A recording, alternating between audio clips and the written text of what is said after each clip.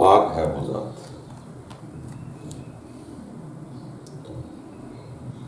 جس نے انسان کو اپنی روح سے روشنی بخشی اور جن کے دلوں میں ایمان لکھ دیا جاتا ہے روح کے ذریعے اس کی تائید کرتا ہے۔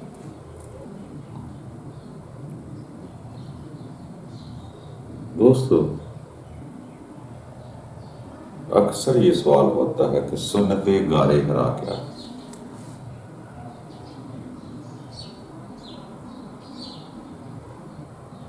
ایک بات یہ ذہن میں رکھنی چاہیے انسان کو کہ انسان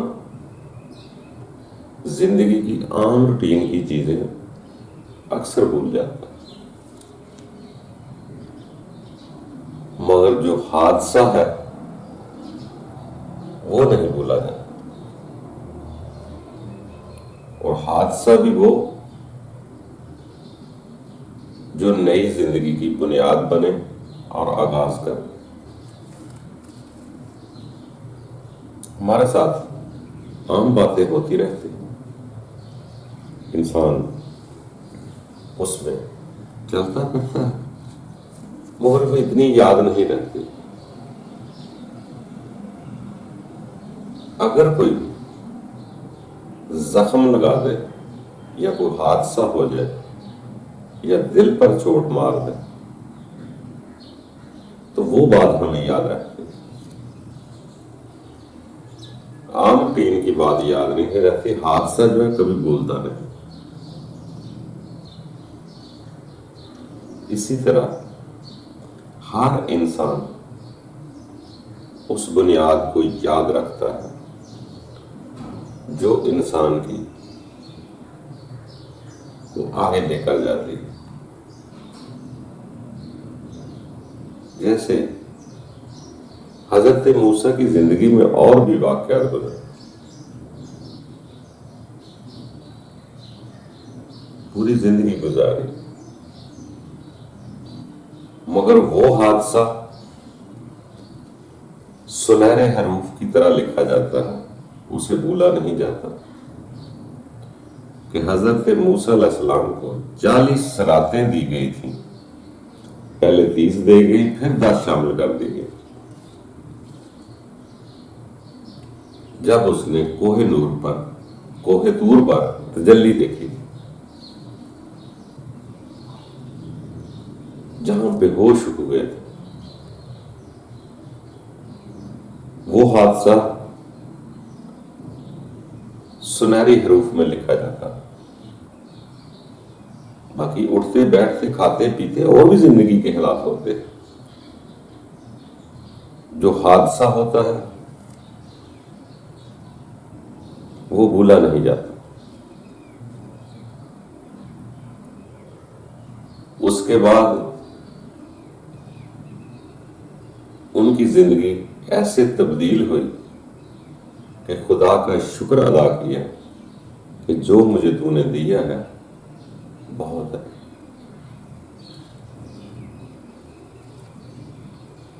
ایسے ہی حضرت ابراہیم کا واقعہ، جو بیٹے کو لے کر گئے، وہ بھی بہت بڑا حادثہ، بھول نہیں سکتا انسان اس کو۔ حضرت عیسیٰ کے ساتھ، ان کے ساتھ بھی 40 دن کا وہ واقعہ گزرا، جب انہوں نے فرمایا کہ ہم نے دیکھ کر پہچانا، وہ بھی ایک حادثہ تھا۔ گوتم بدھ کے بارے میں دیکھیں تو باپ کے پاس بادشاہی نظام میں بہت زندگی گزاری، بچوں کے ساتھ بھی گزاری، مگر وہ بھی روٹین کی بات بنی رہی۔ جب گھر بار چھوڑ کر درخت کے نیچے بیٹھے، ایک نیا حادثہ بن گیا۔ اسی طرح آخری رسول جس کو ہم بولتے ہیں رحمت للعالمین بھی کہتے ہیں، رہبر کائنات بھی کہتے ہیں۔ ان کی زندگی میں بھی بہت سارے واقعات گزرے اور وہ نمودار بھی ہوئے، مگر غار حرا کے واقعات کو کوئی نہیں بھول سکتا۔ یہ سب کو ماننا پڑا اور سب نے لکھا بھی ہے۔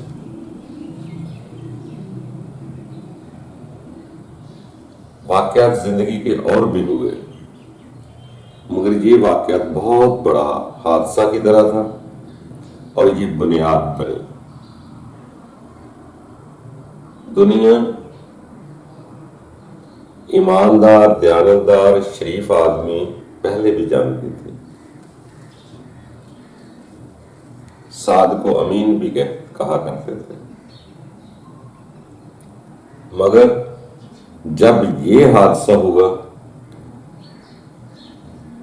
کہ 40 رات دن غار حرا میں رہے اور غار حرا میں رہنے کے بعد وہ ایک ایسا حادثہ نمودار ہوا، یہاں روح الامین آ گئی۔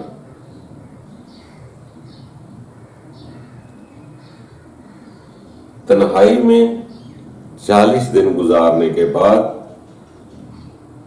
30 کا ہو یا 40 کا ہو، فکر زیادہ 40 کا ملتا ہے، 40 دن رات کے بعد وہ پہلی دفعہ پہلا حادثہ ہوا،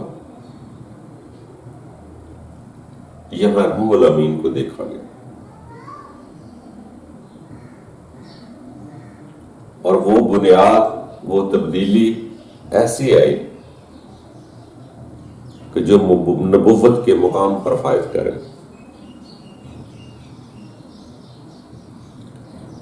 وہ بنیاد ہے رب کا عبد بننے کے لیے، بہترین عبد بننے کے لیے، وہ ایک ابتدا بنی۔ وہ حادثہ بھی ہر انسان کو یاد ہے۔ اسی طرح ہر انسان کی جو بنیاد ہوتی ہے، نہ اس کو بھولتا ہے نہ اس حادثے کو بھولتا ہے۔ ہر کوئی اپنے رہبر کی وہ حادثوں کو جانتا ہے جو واقعات حادثات بنتے، وہ تاریخ میں نمایاں ہوتے۔ اسی لیے سب لوگ جس اپنے رہبر کو مانتے ہیں، وہ ان واقعات کو دیکھتے ہیں جو واقعات مشہور ہوئے، ان کی اتباع کرتے ہیں۔ بلکہ رہبر کائنات نے کہ اپنے حالات تھے اور انہوں نے اپنے ماننے والوں کو، تسلیم کرنے والوں کو رمضان کے آخری عشرہ میں وہ سنت ادا کرنے کے لیے فرمایا گیا کہ آپ بھی آخری عشرے میں بال بچوں سے جدا ہو کر تنہائی میں بیٹھ کر رب کی ذات پر غور و فکر کریں، آپ کی روح امین یا پاک ہو سکتی ہے۔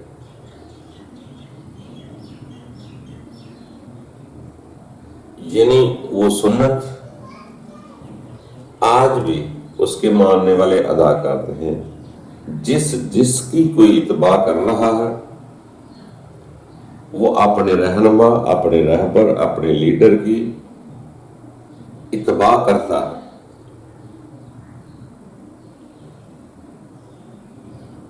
جیسے ہر آدمی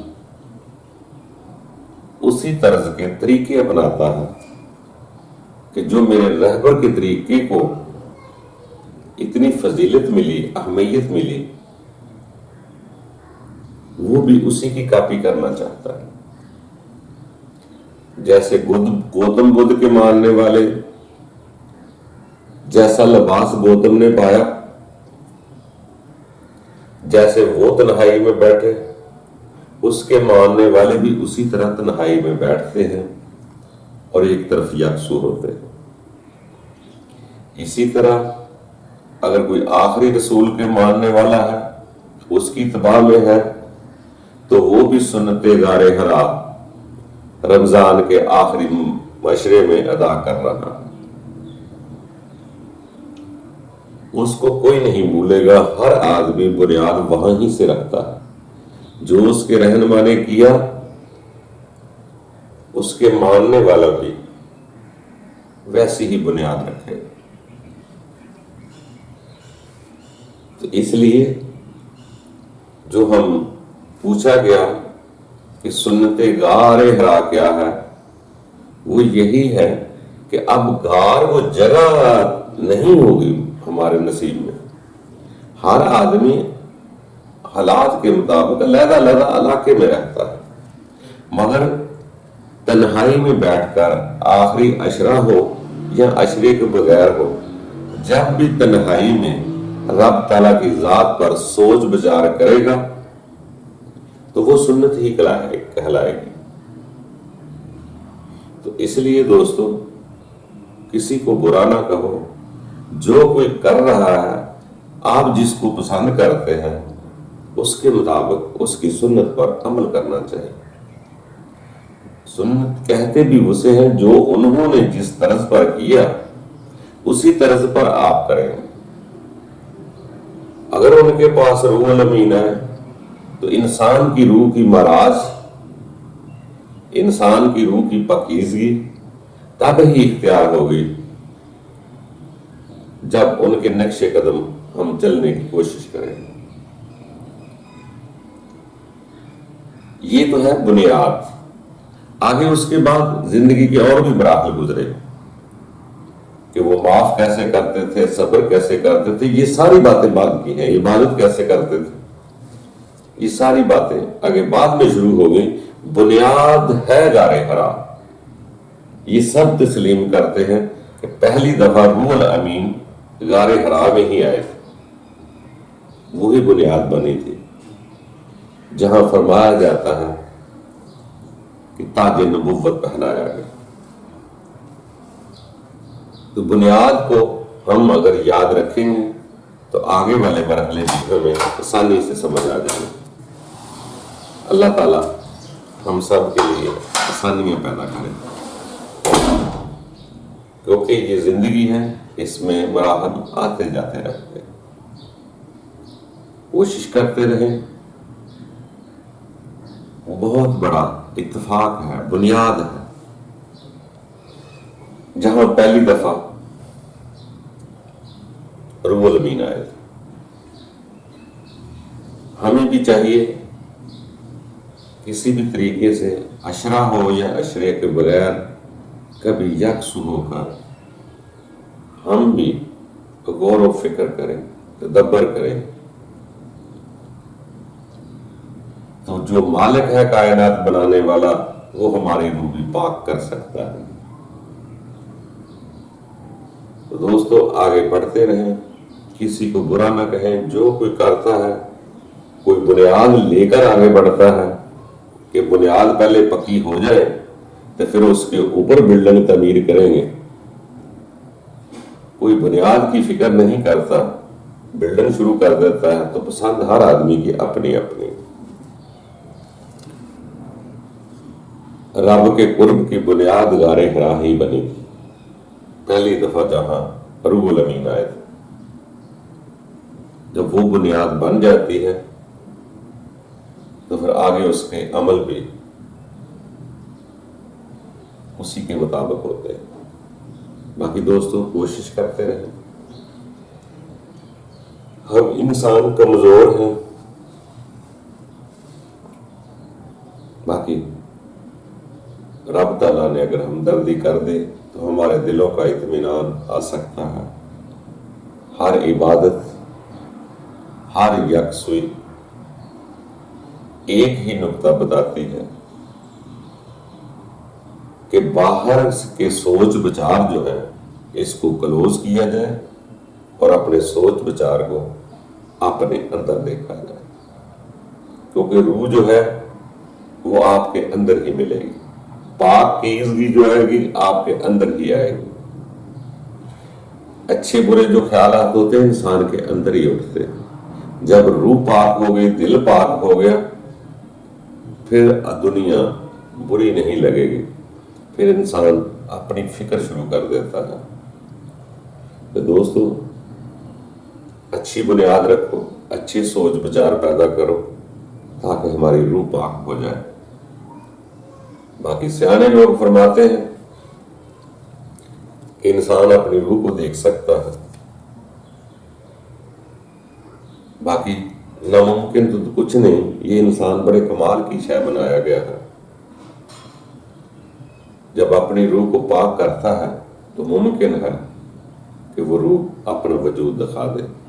جیسے خواب میں پریکٹیکل ہوتا ہے کہ خواب میں ہم اپنی روح دیکھ سکتے ہیں، تو ممکن ہے کہ جاگتے ہوئے بھی انسان اپنی روح کو اپنے سامنے دیکھ سکے.